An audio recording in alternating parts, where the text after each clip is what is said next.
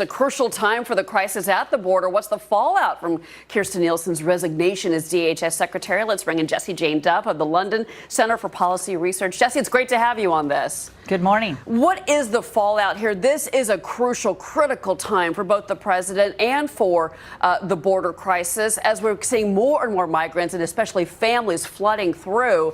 Is this a good or a bad thing, do you think, that Nielsen has decided to walk away right now? Well, it's actually a very good thing, because this is one issue that President Trump ran on and won on. And we haven't seen a great amount of progress on this illegal immigration concerns that are facing the country right now. Kirstjen was not as strong of a player that I think the nation wanted her to be.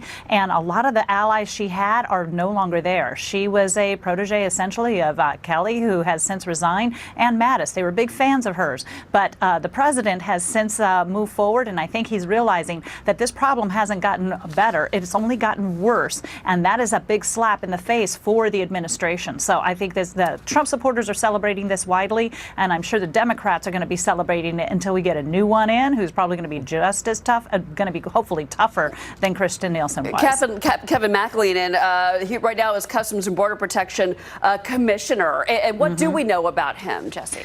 Well, I think he's going to present some concerns again for Trump's base. He had backed the Obama catch and release policy, and a lot of that is why we still have problems today. Essentially, people bring over children with them over the border, and because they declare asylum, they release them with the promise they'll come back for their asylum hearing. And the numbers of returns for those hearings is record lows. They don't come back. And essentially, that has been the wave of children coming across the border, because a lot of these adults recognize that's their key to get in. Whereas if it's just an adult without a child, they are deported much quicker or quickly.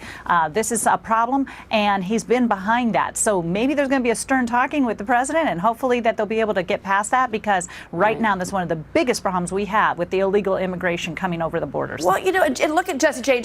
There were 76,000 and change arrests at the U.S.-Mexico border just in the month of February. 76,325. So, you know, those that try to say that there's not a crisis at the border need to look at the numbers that we're seeing here. Do you think that we are at a point, an inflection point with the border, the threats against Mexico, the controversy over potentially closing the border? Do you think that this is the right moment for the president to get a win on border protection? Well, he has no choice. 2020 is beaten down the door, and we have seen only a larger increase of numbers. 100,000 in March alone came over the borders. That is topping numbers, record numbers that are reaching the numbers that we've seen historically in the 90s and the 2000 era. So it's really, really astronomical that this hasn't dropped. So I expect that he's going to get tougher on this issue, because we have no choice. It is a humanitarian issue. We're talking about children that are coming over. Some have died in this long journey, and the president's going to have to lock down on the border, because otherwise Mexico's not taking this seriously, as they allow all of these migrants to come in from Guatemala, El Salvador, and Honduras,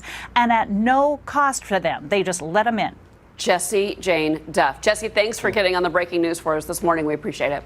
Thank you.